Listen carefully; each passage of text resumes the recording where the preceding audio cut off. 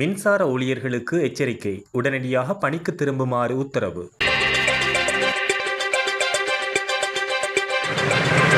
2024ஆம் ஆண்டின் 36ஆம் இலக்க இலங்கை மின்சார திருத்தப்பட்ட சட்டத்தின் பிரகாரம் 2026ஆம் ஆண்டு மார்ச் 9ஆம் திகதி முதல் இலங்கை மின்சார சபையின் செயற்பாடுகள் உத்தியோகபூர்வமாக தனியார் நிறுவனங்களிடம் கையளிக்கப்படுவதை தொடர்ந்து எலக்ட்ரிசிட்டி டிஸ்ட்ரிபியூஷன் லங்கா மற்றும் national transmission network service private limited ஆகிய நிறுவனங்களின் முகாமைத்துவம் அனைத்து ஊழியர்களுக்கும் கடும் உத்தரவை பிறப்பித்துள்ளது. அங்கீகரிக்கப்பட்ட அடிப்படை பகிர்வு திட்டத்தின்படி அனைத்து மின்சார சபை ஊழியர்களும் உரிய 4 நிறுவனங்களுக்கு உள்வாங்கப்பட்டுள்ளனர். தடையற்ற மின் விநியோகத்தை உறுதிப்படுத்துவதற்காக அவர்கள் சட்டப்பூர்வமாக தமது கடமைகளை நிறைவேற்ற கடமைப்பட்டுள்ளனர் என அதில் வலியுறுத்தப்பட்டுள்ளது. குறித்த அறிவிப்பில் மேலும் தெரிவிக்கப்பட்டுள்ளதாவது, 2026ஆம் ஆண்டு பிப்ரவரி 28ஆம் திகதி வெளியிடப்பட்ட 47ஆம் இலக்க அதிவிசேட வர்த்தமானி அறிவித்தலின் ஊடாக மின்சார விநியோகத்துடன் தொடர்புடைய அனைத்து சேவைகளும் அத்தியாவசிய சேவைகளாக பிரகடனப்படுத்தப்பட்டுள்ளன. எனவே பணிக்கு சமூகம் அளிக்க மறுப்பது பாரதூரமான குற்றமாகும். சில ஊழியர்கள் பணிக்கு சமூகம் அளிக்காமல் தொழிற்சங்க